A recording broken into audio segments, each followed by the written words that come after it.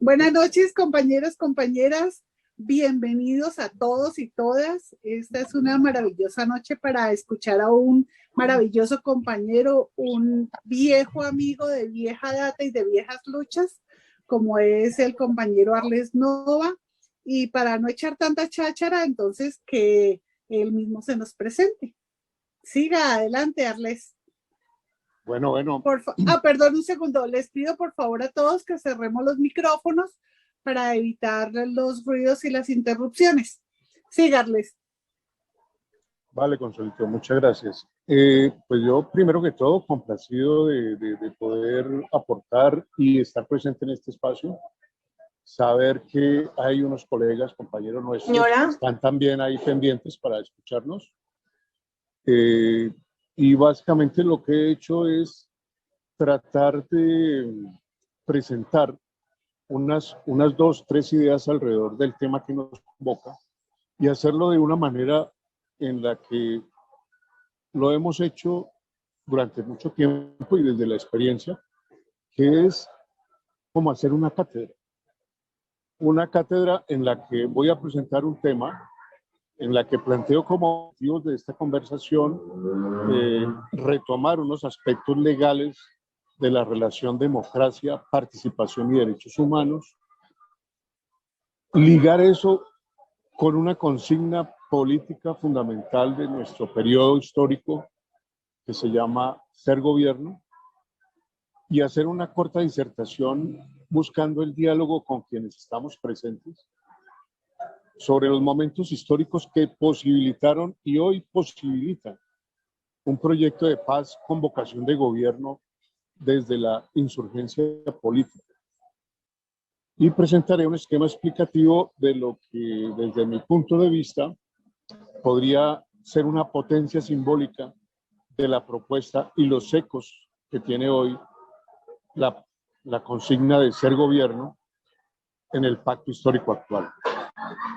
Quien les habla, José Arles Nova. Yo soy normalmente educador, soy docente, soy licenciado de Filología de la Universidad Nacional de Colombia.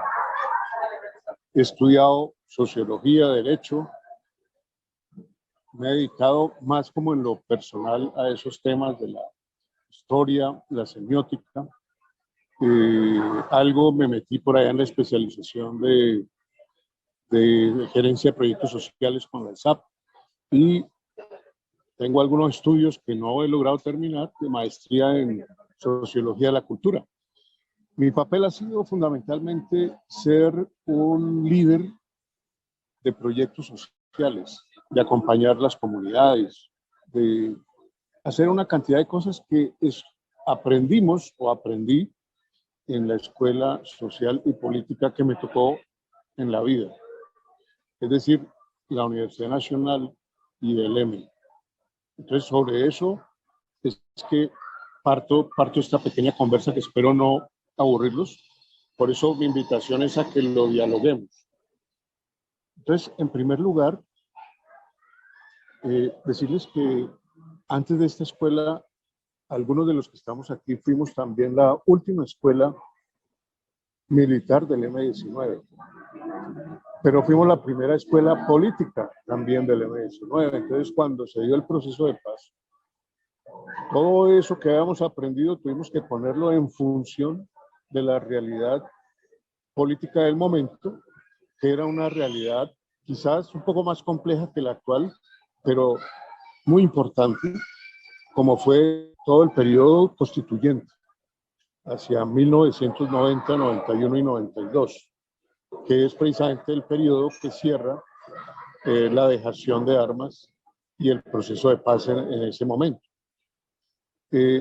Esas escuelas también yo las traslapo con lo que pasa hoy, y yo considero que los escenarios posibles de escuelas políticas hoy en día están al orden del día, pero quizás estamos también un poco lentos en impulsarlas de mejor manera.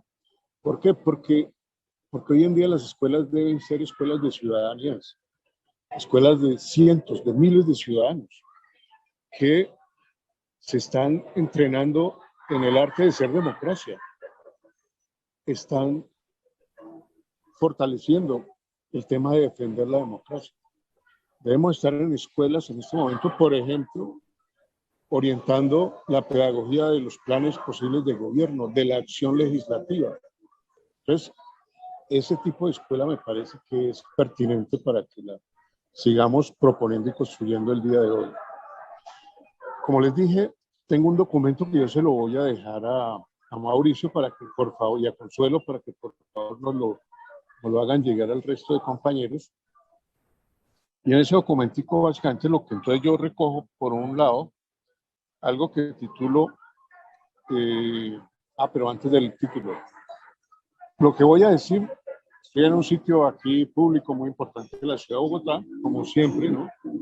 Recuerdo la vez que Bate mandaba sus entrevistas al Tiempo y a los grandes medios y estaba a dos cuadras del Cantón Norte.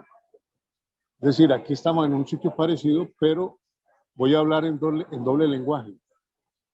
Estoy hablando del homenaje que el día de hoy le debemos a nuestro compañero Fayad y a su propuesta, obviamente, su impulso, su trabajo durante la comandancia que le correspondió, y obviamente reconocer que no hemos hecho lo suficiente para que el viejo Fayad tenga el reconocimiento y el discurso que se merece, y que no sea solamente ese comandante que abatió el régimen, sino un comandante que fue fundamental como el viejo Bateman en ese proceso y en la historia de este país. Tenemos que reivindicar su memoria, tenemos que reivindicar lo que se perdió con el vil asesinato de que fue víctima. Esa es una valía que creo que tenemos que reconocerlo. Entonces, el doble discurso es que de alguna manera, en el fondo, estoy hablando del viejo Fayad, nuestro colega, compañero y comandante. Lo primero es recordarles a ustedes el aporte de la discusión de la inclusión de los derechos humanos y la participación política en la construcción de la democracia. ¿Por qué eso? Porque tenemos que retomar históricamente las raíces de la comprensión de lo que nos ha llegado de democracia, la narrativa jurídica y la narrativa política, incluso desde el siglo XIX, que le podemos hacer rastreo a eso. En el siglo XIX se mantuvo una fuerte relación entre esa democracia formal surgida de lo que llamaron ellos la civilización occidental, con el pasado griego que le daba un lustre muy importante a la idea de ser democracia, y las elaboraciones que luego se recogieron de la época de la Ilustración europea y que nos llega aquí a América en la forma de un régimen democrático de gobierno. Un régimen democrático de gobierno por el que dieron su vida los próceres de nuestra independencia, la de hace 200 años, la primera independencia. Nos estamos remontando a eso porque incluso hoy se sigue diciendo y la gente se sigue creyendo que vivimos en una democracia. En una democracia real, y todavía dicen que es la más antigua del continente y que no ha tenido los problemas que han tenido las demás democracias. Por supuesto que esa es una de las afirmaciones más falsas y las falacias número uno de nuestro país. El régimen democrático de gobierno es asumido en América y en nuestros territorios en la forma de república, porque ese fue el modo de república francesa que trajeron nuestros ideólogos libertadores. Estamos hablando de Miranda, estamos hablando del mismo Bolívar y estamos hablando de Andrés Bello. Pero hubo una cantidad de próceres no tan fuertes en la guerra como ellos, que trabajaron y llevaron a la práctica y a la realidad la idea y la forma de república. Y de hecho el republicanismo es uno de los aportes de Latinoamérica. El republicanismo funcionó en Francia, pero recuerden que las 2 o 3 repúblicas democráticas francesas fueron ahogadas por el imperio de Napoleón y por la contrarreforma y la monarquía, finalmente. Entonces, en Francia, en Inglaterra, en Alemania, la forma de república no tuvo éxito, digamos, en el siglo XIX. Viene a tomar fuerza la idea de república y el régimen republicano en nuestros países. Y de aquí, antes que exportar café y coca, se exportó la idea y la imagen de la república. El republicanismo con lo que lleva el patriotismo y las formas aparentemente ampulosas de hacer democracia. Estamos hablando, y me estoy remontando al siglo XIX. Lo que vemos allí es que esa estructura unitaria de república unas veces está en una pugna, porque unas veces se quiere ser federativo y otra cosa es centralista o unitario. Y en eso nos fuimos en guerras internas a partir del 53 en Colombia. Y viene a parar esto con la contrarreforma, lo llamaríamos hoy en día, con el periodo de Rafael Núñez.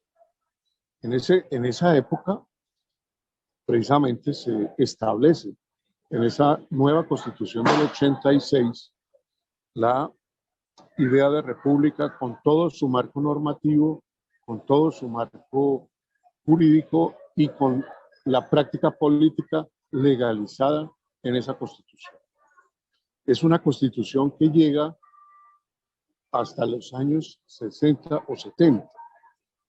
Durante este periodo, el régimen democrático va tomando otras formas, otros vicios, hasta llegar, digamos, a una expresión de la democracia insuficiente o democracia traicionada, también se puede decir. En este periodo, el régimen democrático se sustenta básicamente en la idea de la representación.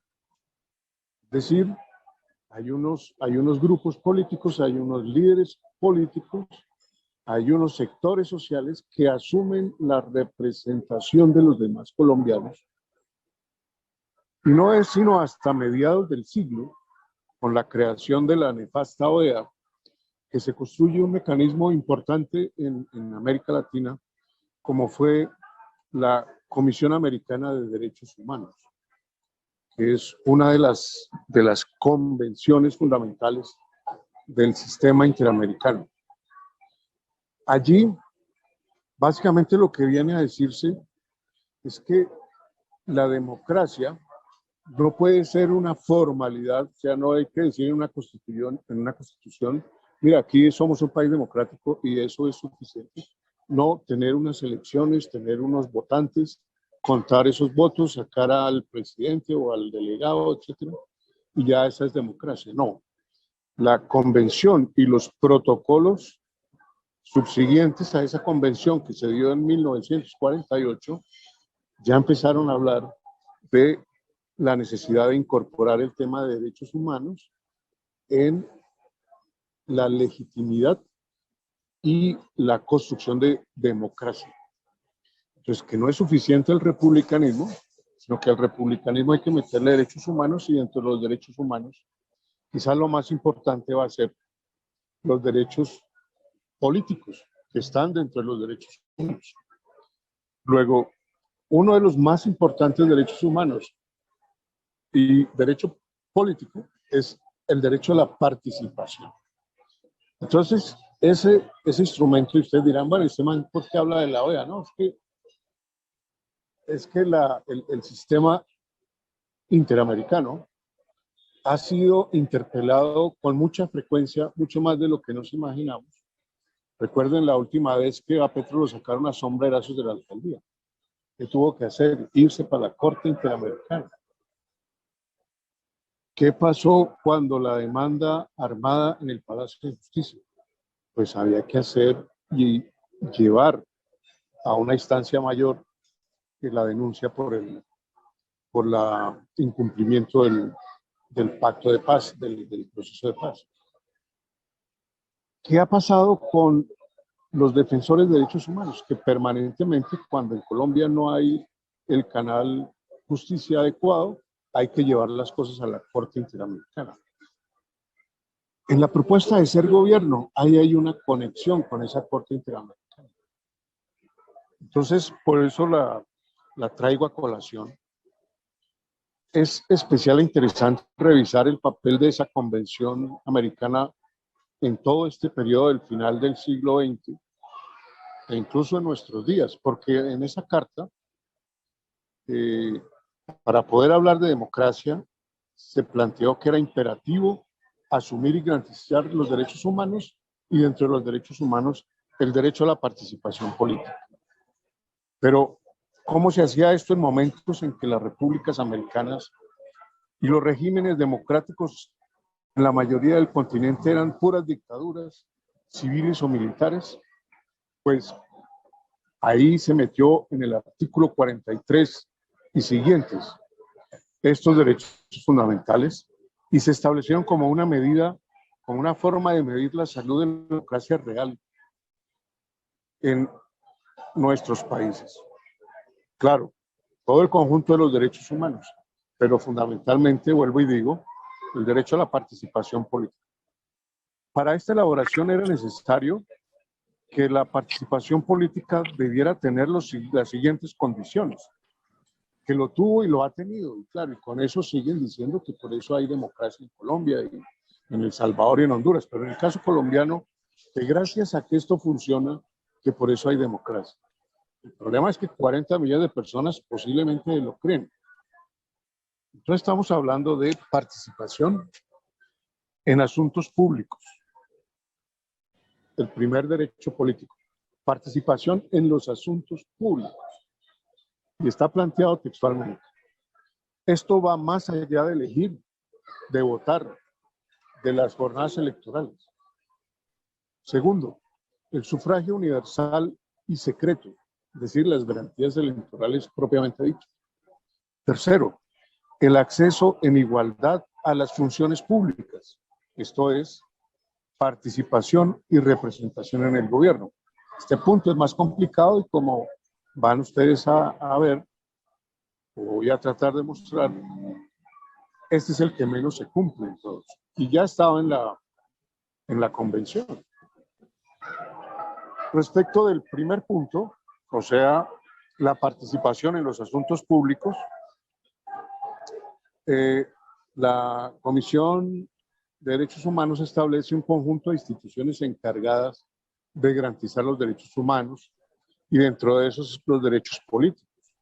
Fundamentalmente, pues el sistema de justicia o rama judicial de cada país. Pero que si este no funciona, no es adecuado, no resuelve las demandas y las causas, estas se pueden llevar al sistema interamericano, a la Corte o al sistema de justicia interamericano. Para eso se creó. Pero lo que quiero señalar aquí es que entonces hay un aparato de justicia que es el que se debe encargar, según la Convención, de la garantía de los derechos. O sea, ni siquiera el Ejecutivo, es un tema de justicia. La garantía de los derechos humanos, y entre ellos los derechos políticos, es una causa de la justicia.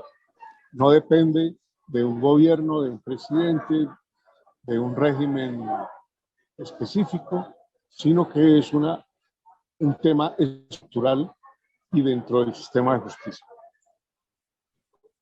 El criterio base entonces allí es que sin justicia imparcial y eficaz no hay vigencia de los derechos humanos.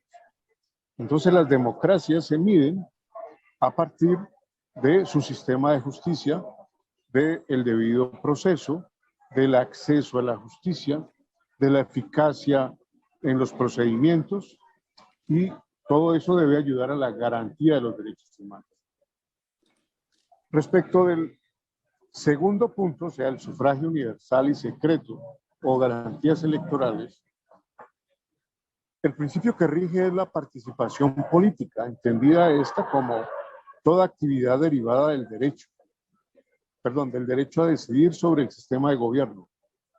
Es decir, si tenemos como gran derecho la participación en los asuntos públicos, pues los asuntos públicos nos competen a todos los ciudadanos, no solo a unos, no a los de Ruana, no a los de la élite, no a los delfines, sino a toda la ciudadanía.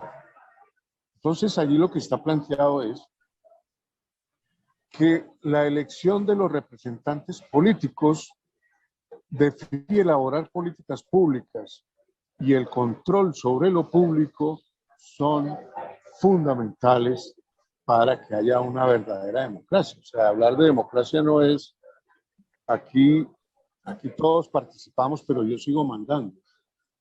No, aquí es establecemos como sociedades unos procedimientos, hay unas leyes, hay un sistema o unos sistemas que se articulan y que permiten la garantía de los derechos. Por supuesto, esto se obvió a lo largo de 40 o 50 años, o se le mamó gallo en el mejor de los casos en Colombia.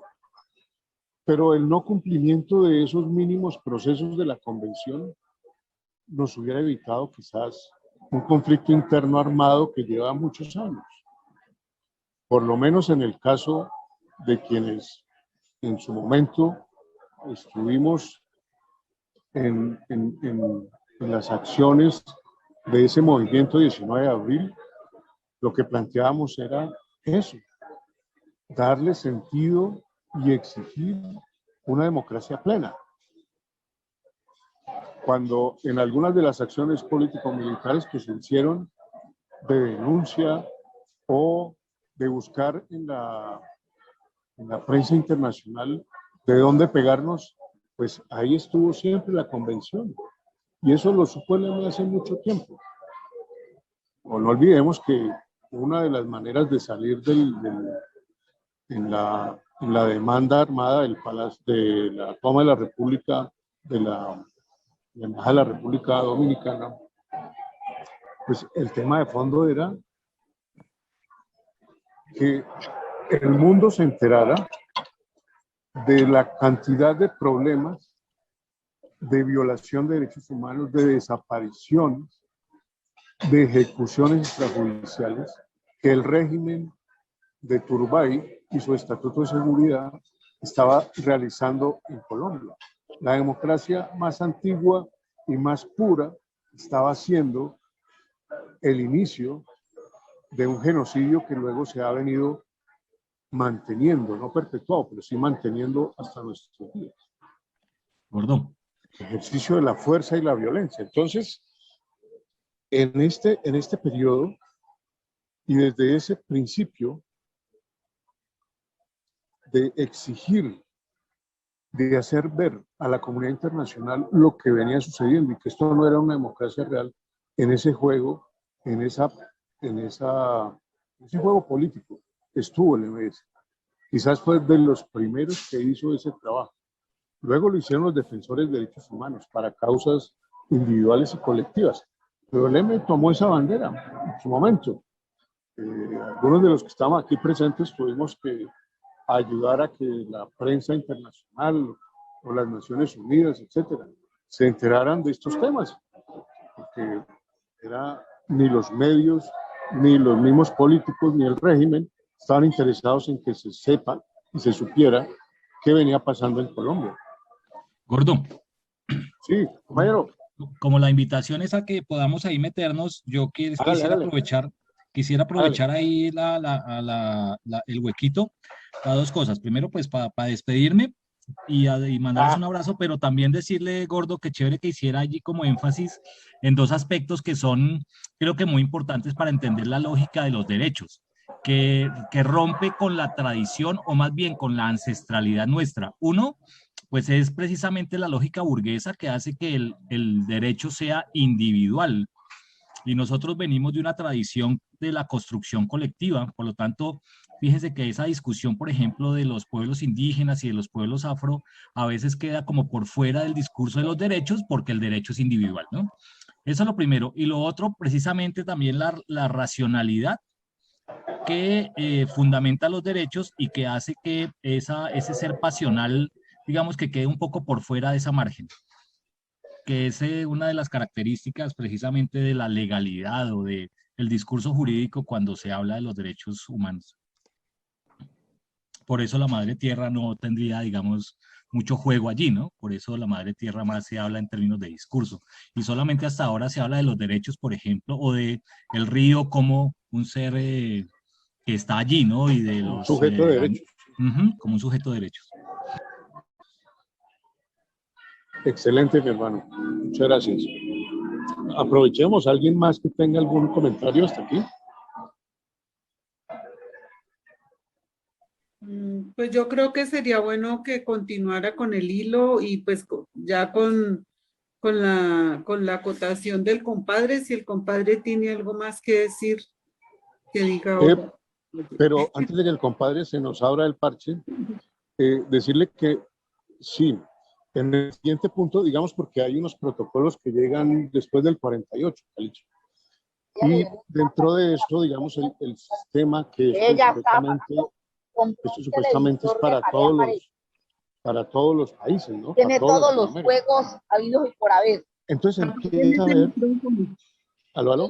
Entonces empieza a ver una ampliación de ese marco burgués, como tú lo señalas, que es absolutamente claro, de ese marco en donde el derecho es supuestamente individual y empieza a reconocer los derechos colectivos, el derecho a la identidad, la ancestralidad, y ya se empieza a hablar del contexto. No se habla todavía de naturaleza, estamos hablando, obviamente, en los años 70, todavía no estaban muy madurados los desarrollos naturalistas, ecologistas de hoy, pero ya se abrían las puertas a la necesidad de incorporar la cultura, la ancestralidad, los pueblos étnicos, la diversidad, la mujer. Eso empieza a entrar en este marco normativo y vuelvo y digo, es en Latinoamérica donde ese tipo de construcciones se dan antes que incluso en Naciones Unidas. Es bien interesante mantener esa idea de esa construcción propia acá en este continente, de ese marco internacional. Entonces, retomando el hilo, digo, sin embargo, ahí me perdí, a ver, del principio de definir y elaborar políticas públicas y participar y hacer control, derivan los sistemas de gobierno, ya no las repúblicas, ya no los sistemas de régimen democrático, sino sistemas de gobierno democrático, es decir, democracias con diferentes matices, de acuerdo a las realidades políticas y a las diferencias de representación y de participación, pero en principio para garantizar la pluralidad. Estamos hablando de estados que podrían ser democracias con un énfasis étnico, tipo Bolivia, tipo Ecuador, democracias o las Antillas, ¿sí? O que podría ser Haití, digamos, la primera república de este continente libre que fue Haití. Bueno, se trata de eso, empezar a ver ese tipo de democracia. Entonces la CIDH, más o menos en los 60, 70, finales de los 60, 70, incluyó el carácter de democracia inclusiva. Y entonces esto fue otro avance.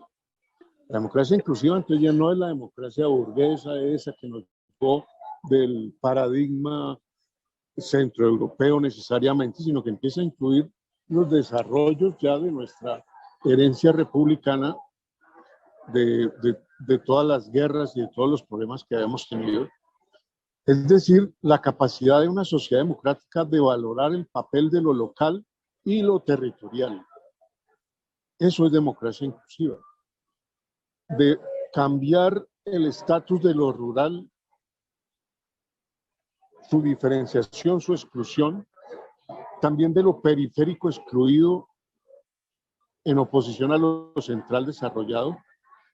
Entonces, estos cambios permitieron también en los años 80 tener una posibilidad de discurso político diferente a quedarnos solamente en los temas electorales, en el derecho al voto o en el derecho a la representación política, sino que nos metió en todo el tema de los derechos humanos y dentro del derecho político y de la participación, nos metió en el reconocimiento de la pluralidad, la democracia inclusiva, la democracia pluralista. Esos son desarrollos que se dieron históricamente. Por tanto, no es suficiente que los regímenes democráticos cumplan solo con el derecho al sufragio universal, es decir, elegir. Este derecho se expresó en términos de un registro civil confiable, es decir, que todos los ciudadanos debían tener un registro de su identidad confiable, que no se lo cambiaran, que no se lo duplicaran, que no se lo falsearan. Un censo electoral. Por eso que todavía tenemos líos con el censo electoral, que donde tenemos todavía muertos votando, ¿sí? Y los que van a votar no están en el censo. Documento habilitante para el voto. Es decir, un documento que cuando yo llegue al sitio de la urna, no me la monte y no me diga, no, señor, usted no tiene derecho al voto. Una organización electoral eficiente, imagínense, todavía esta elección de Senado y Cámara lo que nos dejó. Y lo que ha sido la historia de Colombia, ¿no? Que ha sido un desorden y un robo electoral la cosa más brava. Y como quinto, la transparencia y oportunidad de los resultados. Esas eran las condiciones mínimas que, de acuerdo a los protocolos de la convención, se plantearon para que se pudiera hablar de una democracia real en Colombia. El derecho a ser elegido, pues sí, pero no es suficiente. A pesar de estas condiciones y herramientas para contar con una democracia plena y sana, las élites políticas en el poder mantuvieron deficientes y manipuladas estas condiciones hasta nuestros días.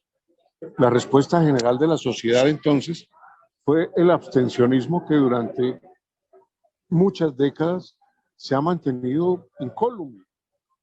Solamente ahora los ejercicios de ser gobierno han ayudado, y la oposición a esos ejercicios han ayudado a que se incremente el número de votantes considerablemente. Estos procesos como Colombia Humana, el Pacto o en su momento la Alianza Democrática, etcétera, ayudaron muchísimo a crecer el censo electoral y ayudaron a acercar a los ciudadanos al universo de lo político y reducir la abstención. Pero el fenómeno sigue, y el fenómeno se puede volver a dar si los ciudadanos se sienten desinflados, si los ciudadanos se sienten robados, si los ciudadanos desconfían de un sistema político, jurídico, social y económico. Nos podemos ver abocados a que los pelados, los jóvenes, digan sencillamente, no, ni mierda, aquí no hay por dónde. Entonces, el espacio de lo político se empieza a desinflar. El derecho a ser elegido es quizás muy importante, porque es el acceso en igualdad de condiciones a las funciones públicas. Eso está en esa convención, eso viene desde allá. Repito, el derecho a ser elegido, acceso en igualdad a las funciones públicas, es igualmente complicado de cumplir por los actuales regímenes democráticos. Para cumplir se requieren garantías, se exige control de diversos organismos y una mayor transparencia en el manejo de lo público. Y esto es una coyuntura actual. Esto lo vivimos, lo vivió el país en el año de 1970, lo vive el país en las elecciones posteriores, lo vivimos hoy.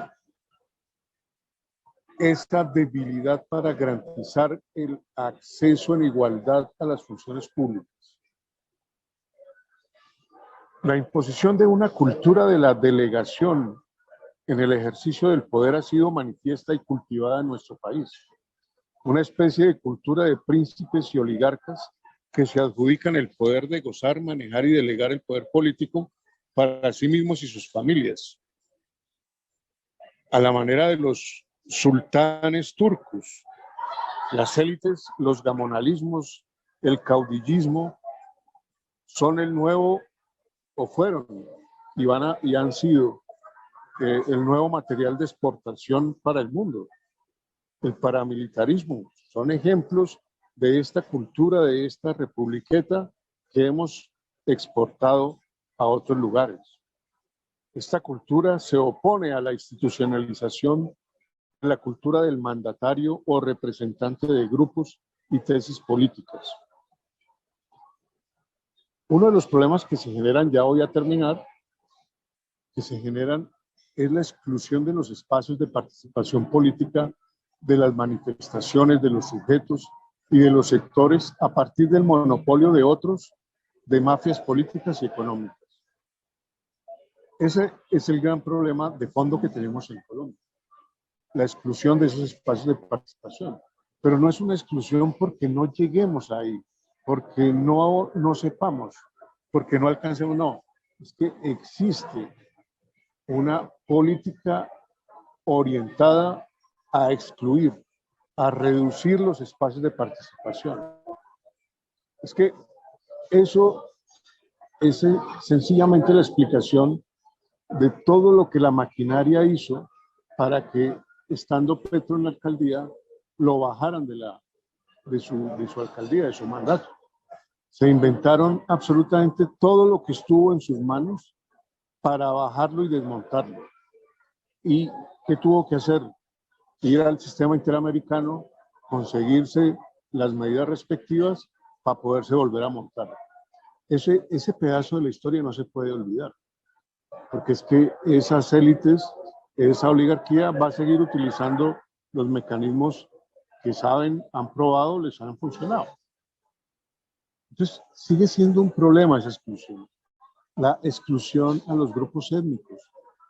El gran avance de Francia también es para demostrar cómo las negritudes, con una postura política, también son necesarios e importantes en un escenario político como el colombiano. Y tiene razón ella, y ojalá les siga metiendo el dedo en la llaga cada vez que hable como negra y cada vez que les diga a las élites que no la pueden ver como la negra esclava o la negra cocinera, sino que se la tienen que mamar como la negra política radical que es. Eso es una maravilla. O que tienen que mamarse a Petro, seguramente, ¿sí? Con todos los Ferragamo y sin Ferragamo que tenga, pero se lo van a tener que mamar como presidente. Entonces, ese es un problema de la cultura política que se ha enseñado y que se ha impuesto, y que existen personas trabajando para que eso se sostenga. Y el otro problema es el fraccionamiento de las instancias de poder ciudadano. Un poder ciudadano que se ha perdido en la arquitectura institucional y que debilita la participación real, como sucede hoy con los espacios de participación, de salud, de educación. Ahí nomás en la ese fiasco, esa pérdida de plata, ese sinsentido de unos comités de participación de las juventudes, y así todo, ¿no? Aquí en Bogotá la participación sirve básicamente para que los ediles se limpien el culo, perdón, disculpen, para que los concejales, para que la alcaldía saque pecho diciendo que todos participan, y ahí no hay ningún ejercicio de participación de nada, ni en lo local, ni en lo territorial, mucho menos. Siguen los gamonales en Sucre, en Córdoba, en La Guajira, siguen como si no hubiera pasado absolutamente nada. Hoy es importante entonces recuperar dos condiciones para un ejercicio de la democracia. Es decir, y lo que yo estoy planteando es que en la consigna de ser gobierno valdría la pena que tuviéramos estos elementos. Recuperar la capacidad de influir en la definición de las normas, políticas públicas a partir de una democracia participativa para que la sociedad civil pueda expresar, implementar y exigir acciones y proponer iniciativas sobre el poder público, no a través de representantes ni voceros. un poder encarcelado por las élites y las mafias. Esto es democracia directa. Esto sería ser gobierno. Igualmente, es importante recuperar el control de los espacios del ejercicio de vigilancia de las funciones públicas a partir de los mecanismos de rendición de cuentas en lo macro y en lo micro, para exigir una mayor transparencia, claro, pero también para reducir los estragos de la corrupción campeante, lo que implica imponer una cultura de rendir cuentas. No del todo se vale, sino del venga acá papá, en qué se gastó la plata. Supervisar el cumplimiento de las funciones que afectan lo público. Y lo público es toda la vida pública, finalmente. De este principio se fundamenta la veeduría directa electoral, que en estos días es una necesidad urgente. Una veeduría que, en últimas, no es tanto que gane Petro, sino que se involucre el ciudadano directamente en defender la paz y la democracia, revisando en sus mesas que no metan goles, por ejemplo. Paro aquí un segundito para tomar aire, pero también para que, por favor, escuchar un poco sus opiniones al respecto. Bueno, compañeros, mientras Arles se toma el agüita y respira un poco, si alguien, bueno, Fabio creo que tiene la mano levantada. Adelante, Fabio, tiene la palabra. Gracias, Consuelo. Fue un accidente, pero aprovecho. Bueno, Arlesillo, el Ministerio de las Colonias le dicen ahora, desde hace ya bastante tiempo, a la OEA, ¿no? Recordemos que, como bien lo dijo Arles, fue creada en la Conferencia Panamericana del 48, el 30 de abril, apenas unos días después del asesinato de Jorge Eliezer Gaitán en Bogotá. Es decir, la OEA se construye sobre la sangre aún fresca del caudillo. Y en el 69 se crea el Sistema Interamericano de Derechos Humanos, básicamente con un objetivo que es como adelantar los objetivos de la OEA, que básicamente son promover la democracia, la paz y los derechos humanos, pero también crea dos instrumentos. El sistema interamericano está compuesto por la Convención Interamericana. El sistema se crea mediante el Acuerdo de San José de Costa Rica en el 69, ¿no? Entra en vigencia en el 78. Y esos dos instrumentos son la Comisión Interamericana y la Corte Interamericana, que tienen dentro de su objeto, pues, velar para que se cumplan esos objetivos de la Carta de la OEA del 48, pero además agrega otros, que es la promoción de los derechos sociales, económicos y culturales, bueno, y otras cosas. Y eso puede sonar muy bonito, pero la OEA, en la medida en que ha sido financiada y manejada desde Estados Unidos, se ha convertido básicamente en un instrumento de intervención. Si bien es cierto que la Corte y la Convención sirven para adelantar algunos procesos, y en el caso colombiano para hacer valer algunos derechos, como el de elegir y ser elegido en el caso puntual de Gustavo Petro cuando la alcaldía de Bogotá, también es cierto que toda la situación de derechos humanos se la ha pasado por la faja y se ha dedicado a agredir a otros países que, aunque tienen problemas de derechos humanos, no lo son tanto como los colombianos, que es campeón en desplazamiento, en homicidio político, en genocidio político, etcétera, etcétera, etcétera. En el 69, cuando se crea la Comisión Interamericana de Derechos Humanos, Cuba lleva 7 años de expulsada. Es decir, Cuba es expulsada en 1962. Y el argumento era que era incompatible un Estado que asumiera el marxismo-leninismo con los principios y valores de la OEA. Y de esa manera Cuba empieza a ser víctima de un bloqueo del cual todos nosotros tenemos noticia. Solamente quería comentar eso, que es que a veces, o sea, yo siento que hay un libro, un texto que escribe Mario Aguilera Peña con Renán Vega Cantor, que entre otras cosas ese texto fue Premio Nacional de Historia, y ese texto se llama El ideal democrático y la revuelta popular.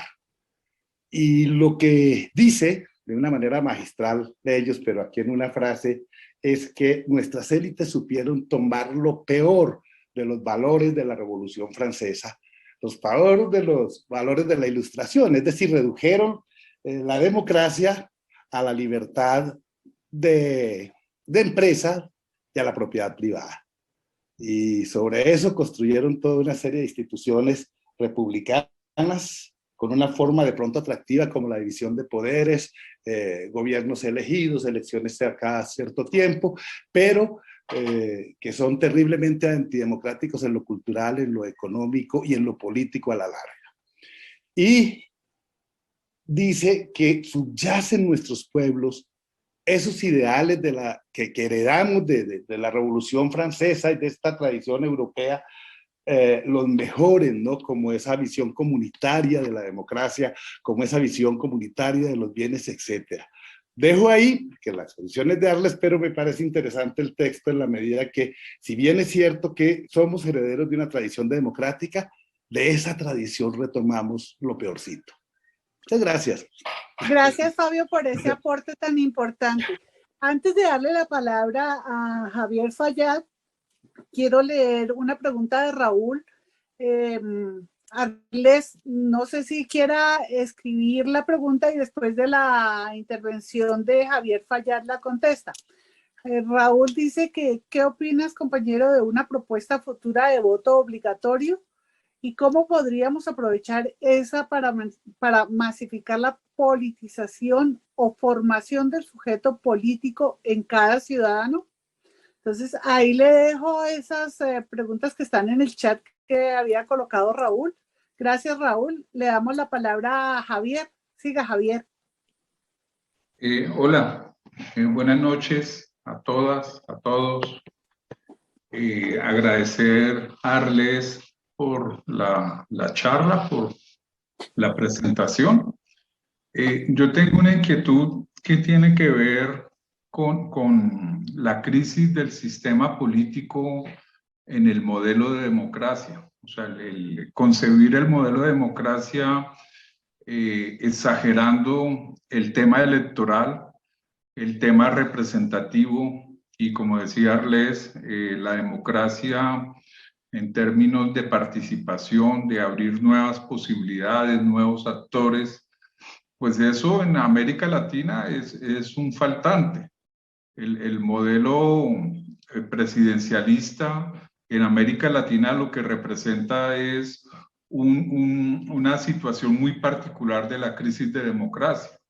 O sea, si algo tiene el modelo republicano que se ha mantenido intacto en Colombia es el modelo del presidencialismo, y ese modelo de presidencialismo de todas maneras tiene mucho que ver con las causas de las diferentes violencias que han habido en nuestro país desde el siglo XIX hasta hoy. La concentración del poder, la manipulación en términos de la participación, la representación como una representación, como dijo Arles, caudillista, de intereses previos. Entonces, una pregunta es, en esa idea de democracia batemaniana, ¿cuál es la salida para cambiar ese modelo de presidencialismo? Gracias.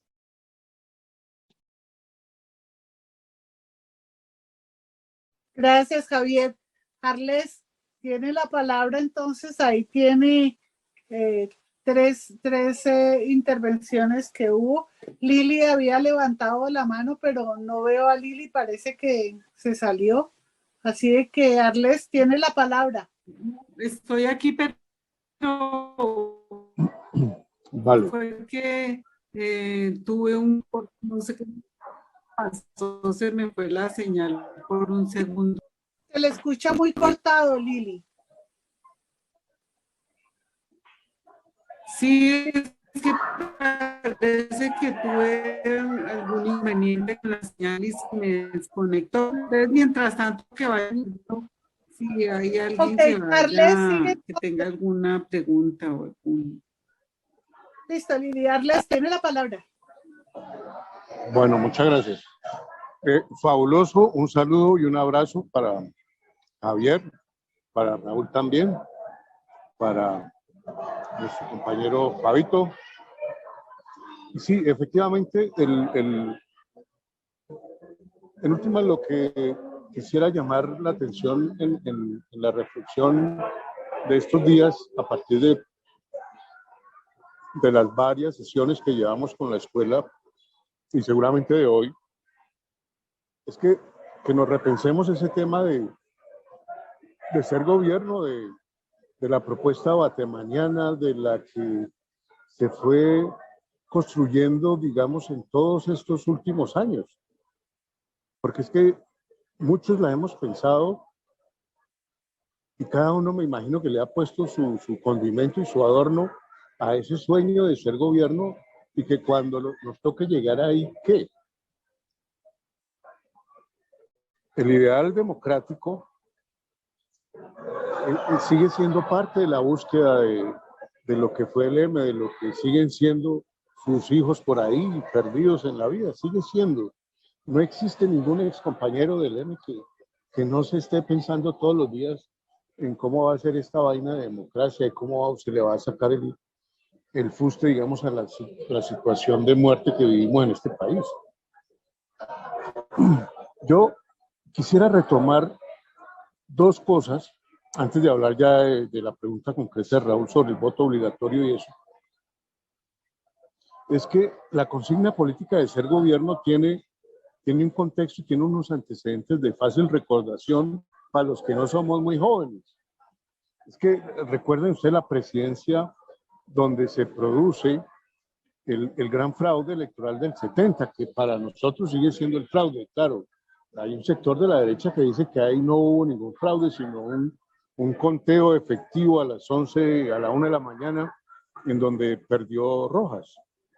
Pero Carlos Lleras Restrepo, su gobierno liberal, que era defensor del pacto político del Frente Nacional, que le entrega el nuevo gobierno y el poder a Misael Pastrana, un conservador de la región y del Huila, que viene y es el usufructuario del fraude del 70, pero era la continuidad del pacto bipartidista, y cómo esa jugada era básicamente hacerle un cierre a las posibilidades políticas de la ANAPO, donde el general Gustavo Rojas Pinilla representaba una aspiración de gobierno popular, y en principio no oligárquico, aunque ahí había familias de rancio abolengo que lo apoyaban.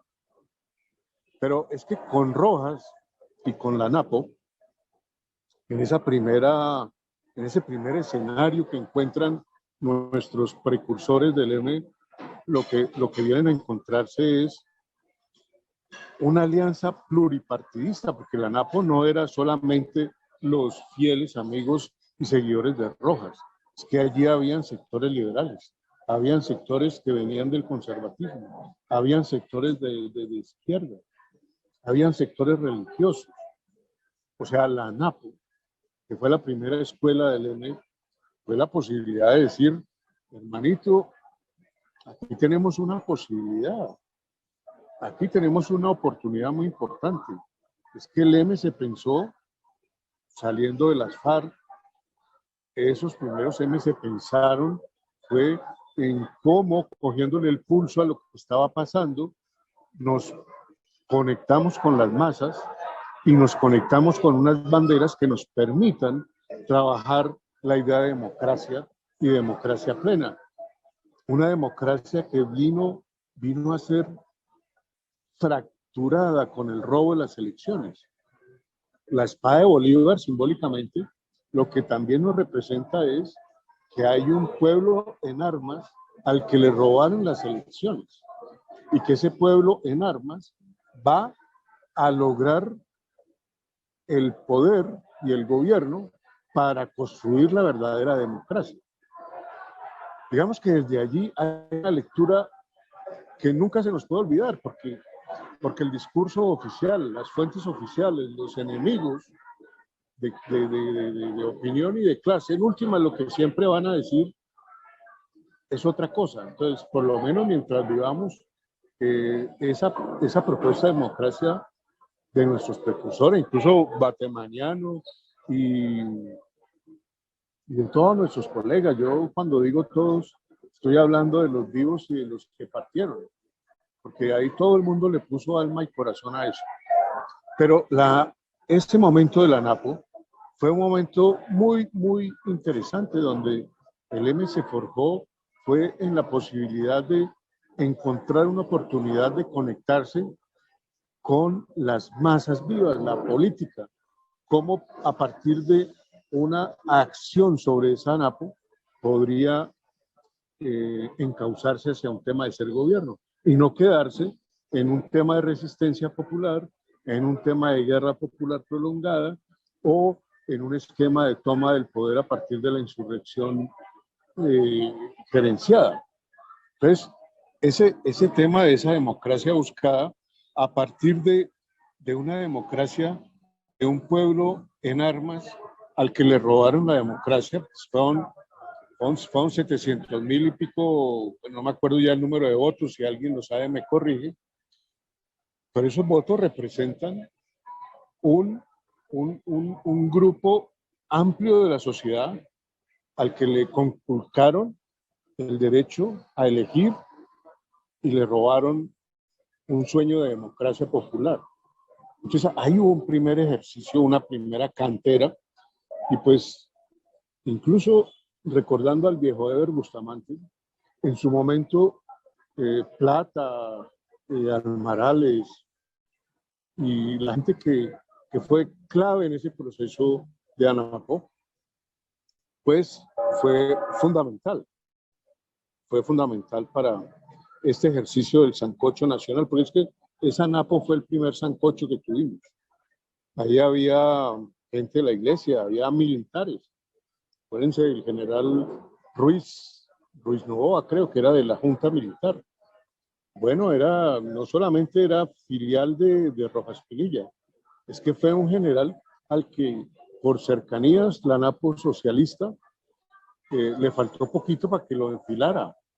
Y con él, un buen grupo de militares. Fue el momento en que estuvimos más cerca de los militares para hacer política, seguramente, o para generar y para pensarnos en otras repúblicas. Sin embargo, el fraccionamiento y el aislamiento radical de las izquierdas, el Partido Comunista, la ruralidad de las FARC,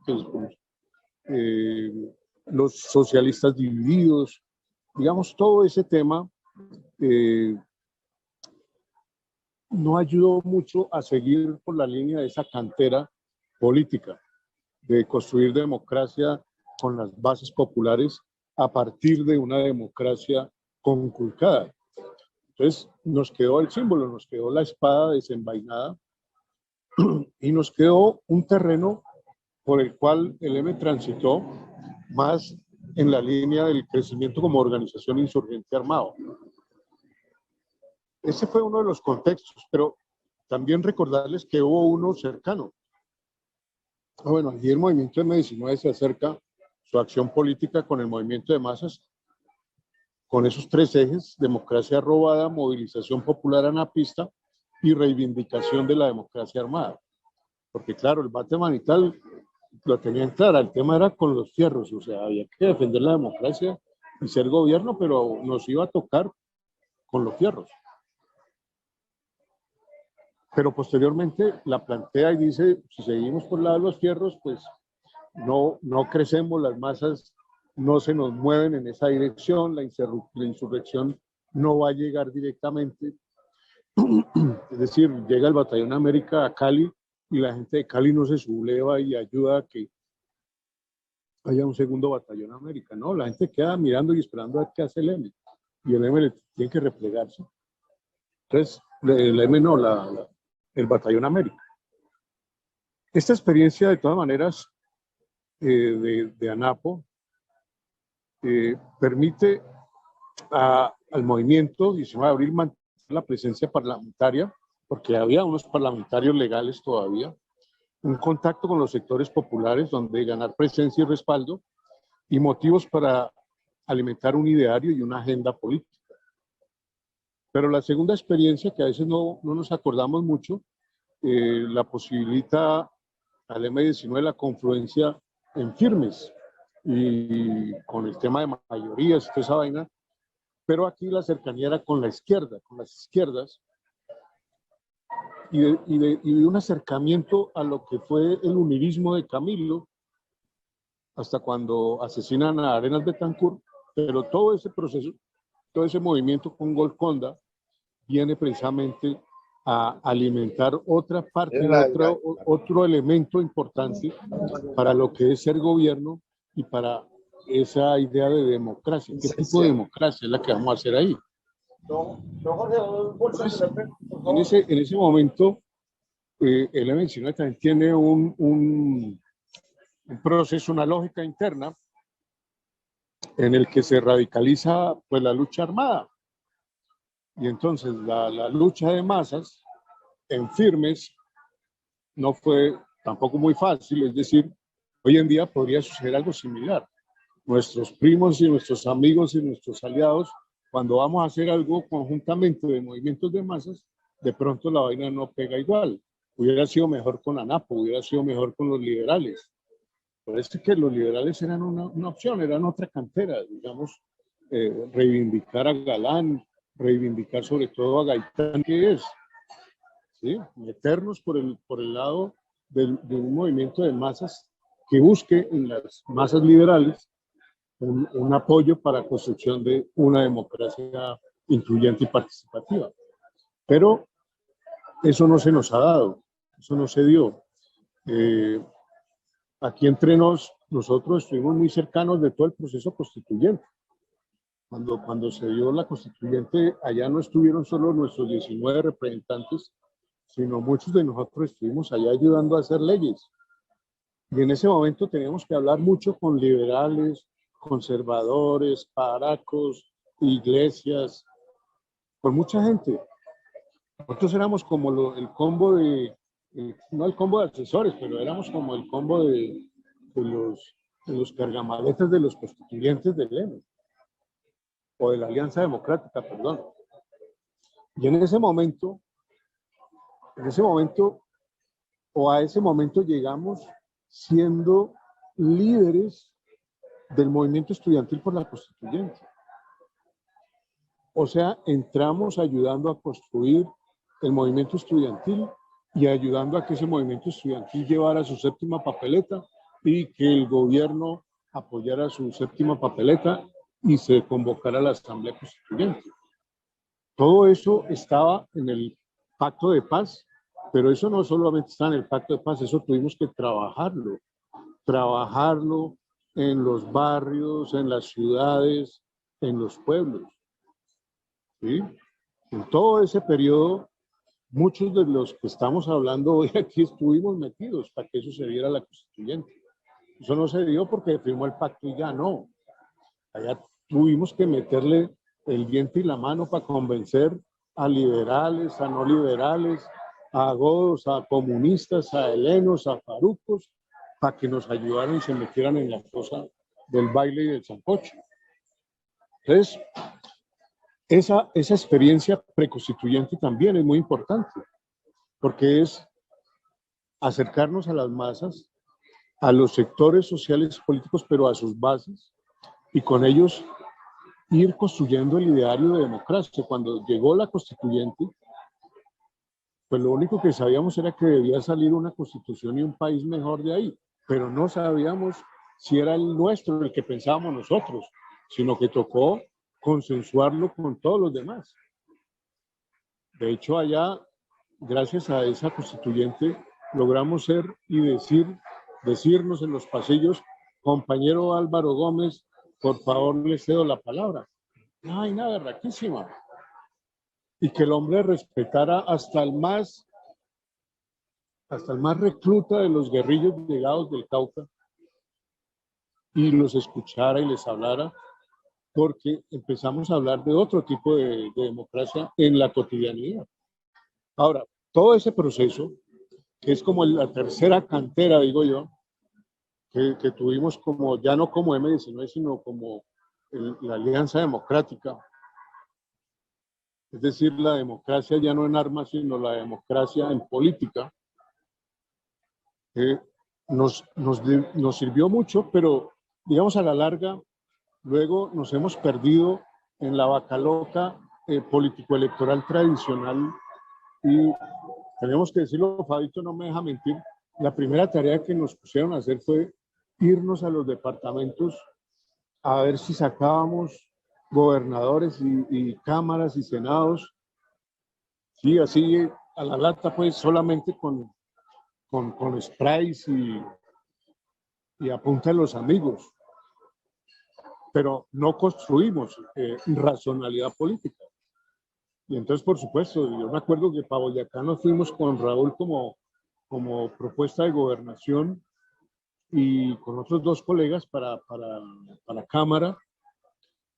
Y bueno, en fin, de esa experiencia que nos quedó, pues nos quedamos botados en el camino porque no hubo en ese proceso construcción de movimiento y demás. Solamente nos confiamos en las simpatías que teníamos. No estoy diciendo que eso haya sido pues lo peor, no. Quiero decir es cómo las experiencias para llegar a este momento nos deben servir a todos de sedazos y de propulsores y de sedimentadores de esa experiencia para buscar la idea de gobierno posiblemente hoy, que no necesariamente va a ser igual a la idea de gobierno cuando se trabajó cerca de la NAPO, ¿sí? Y pues de hecho uno va y mira los textos y los documentos de los colegas de las entrevistas y etcétera que alcanzaron a quedar en la historia, y pues las concepciones son obviamente distintas y tienen en común es eso, la audacia, la berraquera, el simbolismo, el meterle el julepe y el tratar de sacar adelante tercamente una bella historia, se llamó M19. Pero en todas estas experiencias, de fondo, vuelvo y digo, lo que está es la vocación de ser gobierno. La de Bateman, que además fue nuestro primer candidato presidencial, si ustedes no se acuerdan. Después fue García Márquez, ¿sí? Si no me acuerdo, Fabio, ¿cierto? Y la búsqueda de otras personalidades, pero siempre, al principio buscando el tema de la representación. Hoy en día yo creo que la lucha por la paz y la democracia crece y se manifiesta en ese ideario del M19 de los 80 y los 90, que le tocó mamarse toda la fase de paramilitarismo y de afianzamiento del narcotráfico, que llega en los 90 a la constituyente, en una nueva etapa donde de alguna manera está la consigna de ser gobierno, el diálogo y la negociación que tuvimos que hacer con todos los sectores políticos y sociales, y esa nueva constitución como una carta de navegación, como una opción viable para asentar la paz. Y entonces aquí un poquito al llamado que nos hace Fabito es que, claro, hoy la OEA está absolutamente desacreditada y obviamente que mi propuesta aquí no es que le hagamos caso a la OEA y a los aparatos que nos dejaron los gringos montados, porque los aparatos no son neutrales, tienen su veneno. Lo que yo estoy diciendo es que si profundizamos colectivamente y le damos nuevos sentidos a la construcción de democracia, derechos humanos y ser gobierno para una democracia inclusiva, plural y participativa, estaríamos y dándole poder a los ciudadanos para el ejercicio de esa ciudadanía. No que los vamos a representar, no, es que vamos con los ciudadanos a hacer el gobierno, ¿sí? ¿Cómo? Pues vamos a crear el voto. ¿Cómo? Vamos a decidir a quién elegimos, vamos a controlar lo que hacen las funciones públicas, vamos a meternos hasta en la olla de miseria canuta, pero vamos a defender la democracia. Es una consigna complementaria al legado que nos dejó la espada bolivariana. Impulsar los procesos de paz es una propuesta pertinente de cara a la construcción de paz en el gobierno del pueblo. En el gobierno del pueblo cabe un proceso de paz no solamente con el ELN, sino con todos los armados, en el sentido de volver a un respeto y a un diálogo y a una negociación, y hacia allá tenemos que trabajar. como el gobierno, un nuevo gobierno de pueblo, lo primero que se va a plantear es el proceso de paz con el ELN, por ejemplo, y los que quieran de las disidencias, pues, porque si ya me metieron de narcos, ¿ya qué hacemos? Ahora, el reto del momento es pensar en cómo defender el voto, la paz, el gobierno del pueblo sin volver a las armas. Porque, compañeros y compañeras, pensemos eso. Se roban las próximas elecciones presidenciales y entonces, ¿qué? Volver a las armas, como la gran consigna. ¿O qué otras estrategias estamos pensando para esa defensa del voto y del ser gobierno? Y muchas gracias. Esto era la parte que yo quería comentarles para continuar con el diálogo. Muy chévere, Arles, muy interesante todas las explicaciones y los recuerdos que hizo vivir en muchos de nosotros. Yo quería simplemente decir algo más acerca de lo que preguntaba Raúl del voto obligatorio. Yo pienso que, a mi pensar, pues en mi humilde opinión, la cuestión no es de voto obligatorio, la cuestión es de educación y de enseñar desde la niñez el significado del voto. Si nosotros empezamos a educar y a valorar lo que significa el voto, yo pienso que cambiaría muchísimo Colombia con su censo electoral y con sus elecciones. Para las siguientes elecciones, pues ojalá que no nos vayan a robar las elecciones, porque cómo volver a no queremos volver a las armas. Yo creo que ya estamos un poquito cuchos para volver a las armas, aunque si tocaría, pues uno nunca sabe, ¿no? Pero bueno, si alguien más tiene alguna pregunta o complementar, bienvenidos son, compañeros. Fabio, tiene la palabra. Gracias, Consu. Bueno, ustedes dos, Consuelo y Arles, han tocado un aspecto que más que una excepción en la democracia colombiana es una de sus características, y es el fraude electoral. Uno de sus pilares, ¿no? Los otros dos, para completar eso, serían el genocidio político y el magnicidio político. Es decir, aquí, y el magnicidio en los años 90, que garantizan la presidencia de Gaviria y sus sucesores, empieza con Jaime Pardo, ¿no? Y luego Luis Carlos Galán, y luego Bernardo, y luego Carlos. Pero empieza como uno de los pilares de estos 200 años de democracia, entre comillas, con el asesinato de Sucre, tal vez, ¿no? Que era el pupilo del proyecto bolivariano, le decimos hoy, en contraposición a esos pupilos del santanderismo como el de Obando, y vaya casualidad que es Obando el que dirige el operativo que acaba con la vida del mariscal Sucre, ¿no? Y se impone esa otra visión que es la santanderista hasta nuestros días. Eso para hablar de un poco así, sintetizar a grosso modo la democracia colombiana. Frente a lo de ser gobierno específicamente, surge como una herramienta para la realización de aspiraciones nacionales. Y en ese momento, después del proceso frustrado con Belisario Betancur, para la realización de la paz, ¿no? Es decir, incluso en los comunicados posteriores a lo de Palacio, en el de Palacio mismo se convoca a la nación a hacer el gobierno. Es decir, ante la incapacidad del gobierno colombiano y en últimas de las diferentes ramas que integran el Estado para la realización de ese anhelo nacional que es la paz, ¿no? Hoy son muy similares las circunstancias, venimos de un proceso fallido, de un gobierno que se propuso y lo logró hacer triza la paz, y digamos que sobre esas cenizas se monta la posibilidad real hoy, yo creo que la tenemos aquí, obviamente con todos los peligros que ofrece el sistema político-electoral colombiano, esos tres pilares de los que ya hablamos, pero con mucha esperanza, ¿no? Es decir, la posibilidad de de la paz como una realización de gobierno por parte, obviamente, de unas nuevas fuerzas políticas, ¿no? Entonces, ahí yo creo que nos encontramos con Consuelo, con todos, con Arles, y bueno, a cuidar los votos, a desarmar, a desactivar en lo máximo ese pilar de la democracia de ellos, que es el fraude electoral. Sí. Gracias, Fabio.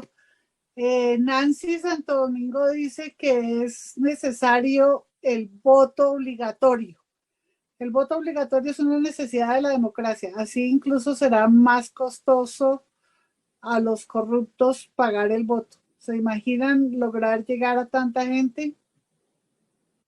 No, ese es otro tema para que podamos ahorita debatir. ¿Voto obligatorio o no?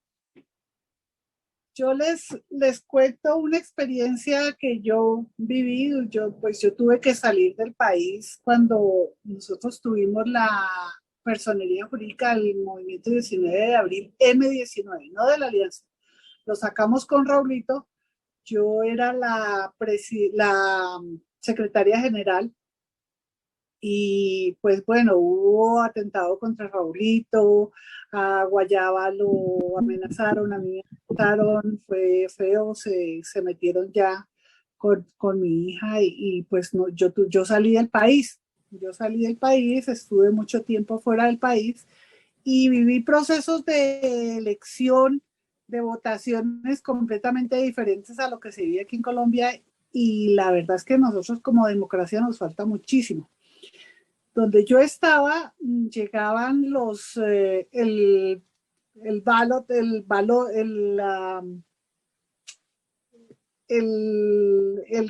cartón para votar por correo, llega a la casa, le llega a uno un libro con cada candidato, con cada propuesta, con toda la hoja de vida de cada candidato que ha hecho. O sea, es muy, muy analítica, es excelente y se hace no solo para presidencia, sino para cualquier votación, incluso para elegir hasta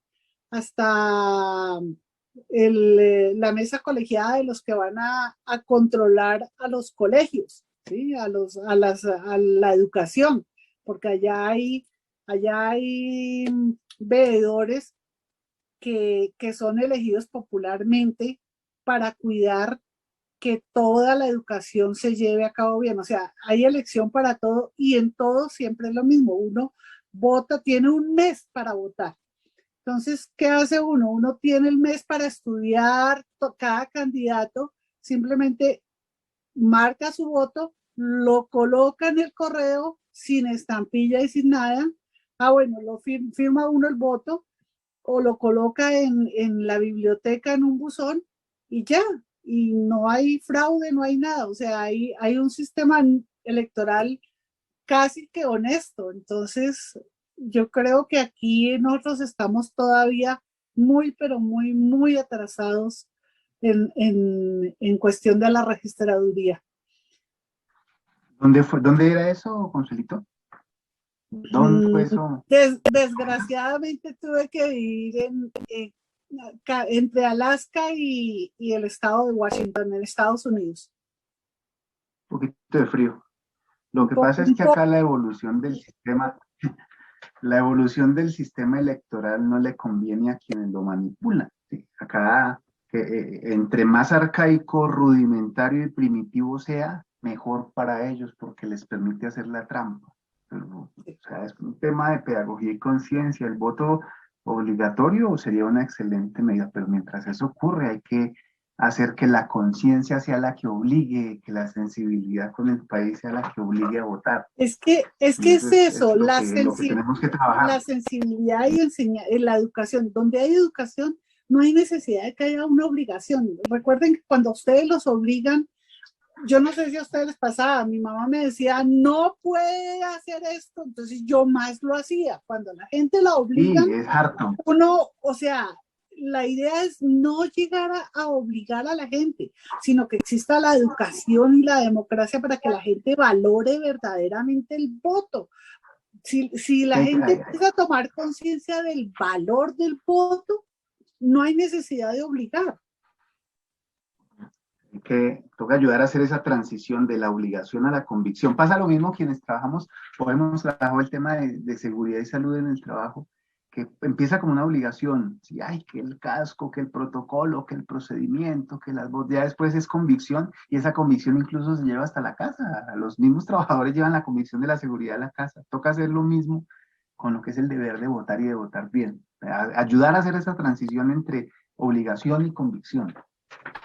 Y yo creo que nosotros tenemos que hacer toda esa pedagogía, o sea, hacerla, desde que yo regresé, pues he estado integrándome nuevamente con todo y con esto, y yo encontré que incluso en la familia de uno, la gente la conciencia de voto todavía es muy pobre, ¿no?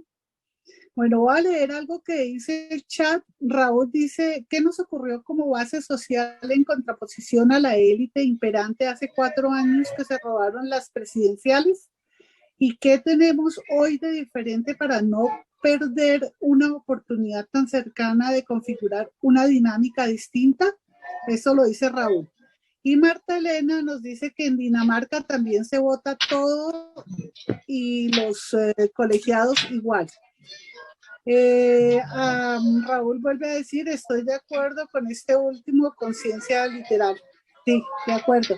Bueno, compañeros, ¿alguien más desea aportar, criticar, gritar, decir? Es la hora de decir, aquí estoy yo, hablen ahora o callen para siempre. No sé si Arles o Fabio quieren Yo tengo cerrar. una pregunta. Siga, Lili. Liliana, tiene la palabra.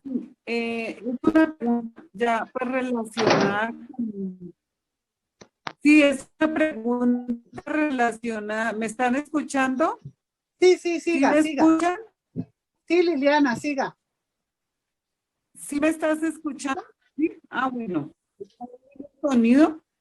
Es una pregunta y es relacionada con la situación actual, o sea, con que estamos viviendo ahora como pacto, Liliana, sí. se oye muy cortado. ¿Por qué no escribe la pregunta en el chat y yo la leo? Porque es que realmente está demasiado cortado, no se entiende casi. Es que tengo como problemas con la conexión, no sé por qué pasa. Y ya se oyó mejor, siga, que se escucha mejor. Ah, bueno. Entonces, sí, la pregunta mía es, ¿hasta dónde el pacto se convierte en una democracia maquillada con un triunfo que de pronto sirvió como salvavidas a los partidos tradicionales? Pues sabemos que, por ejemplo, aquí muchos liberales como Chuspas, Gemma López y otros se subieron, y pues los que ya se sentían como naufragando y chapoteando terminaron subiéndose en el barco del pacto, ¿sí? Y no sé, o sea, no sé hasta dónde estos que pues considerábamos como contrincantes pues terminaron también montados en el mismo barco y corriendo de pronto el riesgo a la izquierda de que se repita pues el hecho de una democracia traicionada, como decía nuestro compañero, utilizando pues esa misma frase, y por quienes de pronto no llegaron pues o sea, que se vieron ya como perdidos, ¿sí? Y unos llegaron por convicción porque dijeron, bueno, sí, nos damos cuenta que ya esto es, y otros llegaron porque no tenían más opción, hasta donde de pronto esto pues nos pone como en mucho riesgo de unas cuotas comprometidas desde el pacto y unas fuerzas que ya quedaron al interior de lo que era para nosotros pues, un triunfo, y quedan al interior de pronto para un gobierno en caso de que gane nuestro candidato. Esa es como es como una pregunta. Quisiera saber si, pues no sé si Arles o alguno tiene algo que decir sobre eso. Bueno, Lili, es fuerte, ¿no? Democracia maquillada dentro del pacto histórico. Arles, tiene la palabra. Claro que sí, Consuelito, pues muchas gracias de verdad por la participación de las distintas voces. Y yo quizás no particularice cada respuesta, pero sí quisiera decir lo siguiente, que en últimas responde, si me permiten, responde un poco la inquietud, pero a su vez sembrando otra inquietud. A mí me parece que la discusión, por ejemplo, sobre voto obligatorio y tal, esa es una discusión que recientemente nos la trajo el Centro Democrático, si ustedes recuerdan, en un periodo en el que la legitimidad del Centro Democrático todavía estaba por el suelo, alcanzaron a pensar en voto obligatorio.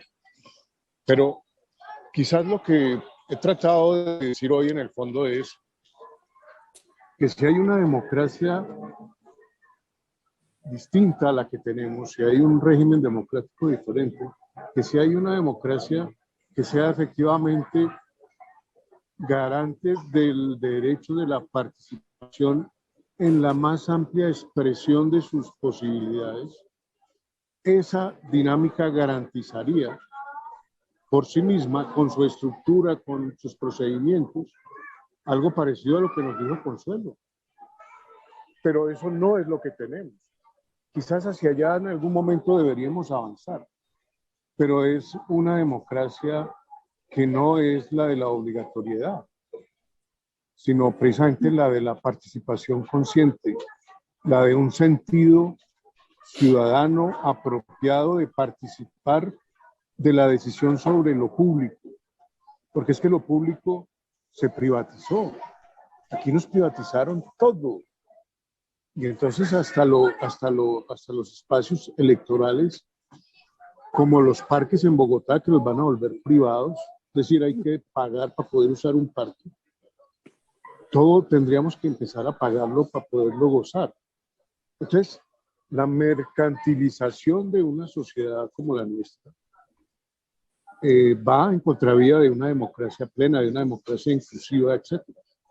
Y reducir los espacios políticos y reducir los espacios de la democracia nos convierte en un país más proclive a la dictadura, al fascismo. Y es que ese es el punto que tendríamos que discutir en otra oportunidad. Hasta dónde nuestro sistema político y nuestro sistema de manejo del poder político nos tiene viviendo ya en el fascismo hace rato y no nos hemos dado cuenta. Y aquí el punto tampoco es si logramos que un candidato cambie todo eso, ¿no? Porque es que Petro no va a poder cambiar mayor cosa. Es que en Bogotá ya lo vivimos, a Petro lo pueden sacar de un sombrerazo, o sea, no, lo dijo mucho más expreso y ojalá que no, Virgen Santísima de Chiquinquirá, líbranos, un magnicidio. Entre otras cosas, deben estar moviendo una cantidad de billetes de puta para tener esa posibilidad. De hecho, lo están moviendo.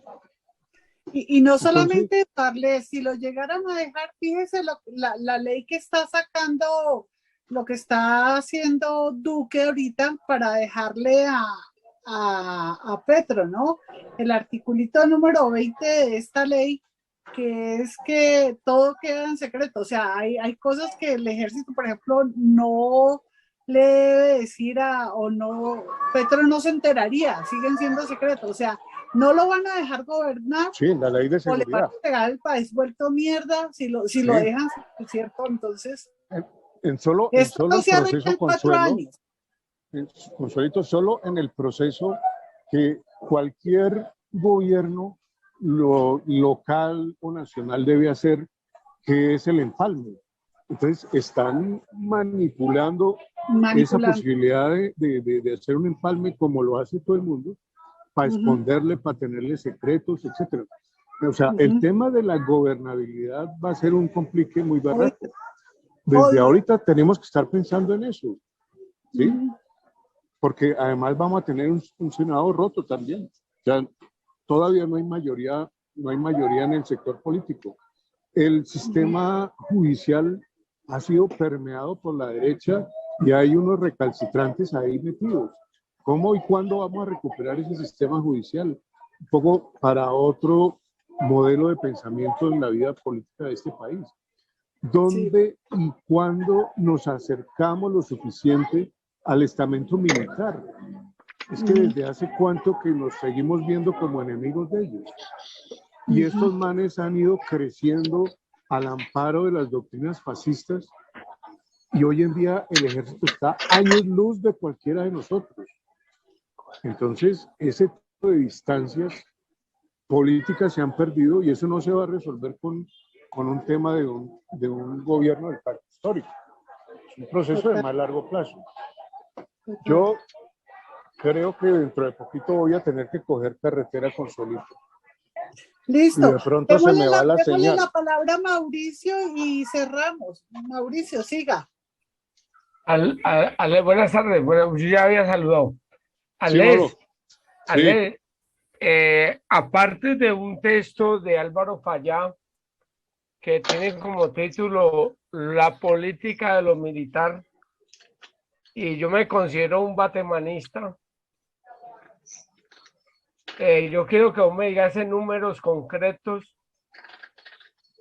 el discurso de Gustavo Petro, qué cantidad de 1 a 10 recoge todo eso que Jaime Bateman y Álvaro Fayá y otros compañeros del M dejaron plasmado. Esa es mi pregunta. ¿Qué número? De 1 a 10. ¿Cuál sería el peso específico del proyecto M en la propuesta de Petro? Sí. Pues hermano, yo creo que es alto. Es altísimo en la propuesta de Petro. Pero recordemos que Petro es una parte del engranaje donde tenemos una alianza con otros sectores y donde en la medida que se metan más alianzas, pues van a meterse más elementos, más miradas, etcétera. Entonces, el peso específico yo creo que está ahí como carga de profundidad. Yo no me atrevería a decir, hermano, que es el mismo proyecto, no. Creo que lo que he dicho esta noche es que incluso en la propuesta de ser gobierno ha habido construcciones y transformaciones.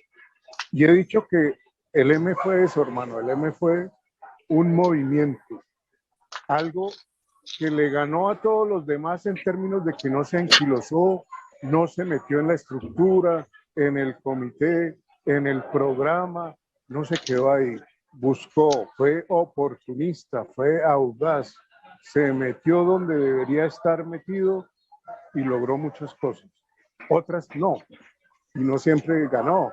También nos dieron en la cabeza como un putas. Pero la mayoría de su juventud, la mayoría de su gente, estuvimos convencidos y estamos convencidos de que la lucha por la democracia es el camino recto y que la democracia no es algo que ya se dio y que así debe ser, no. Hay que construirla. Y tenemos que construirla en la vida diaria todos, cada día.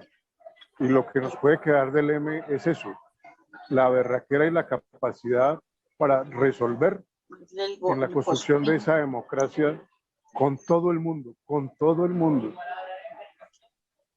Por eso no nos podemos meter en el sectarismo como nos metemos a veces, gracias a nuestro apoyo de la izquierda y la derecha, pero no, es que los compartimentos hay que deshacerlos, Compañeros y compañeras, hasta una próxima. Yo me despido aquí porque me va a ir la señal. Arles, muchísimas gracias. Mire, millones de besitos. Gracias. Te los recibo todos, Consuelito. Te los recibo todos y te mando muchos más. Muy chévere la charla. Gracias, Arles.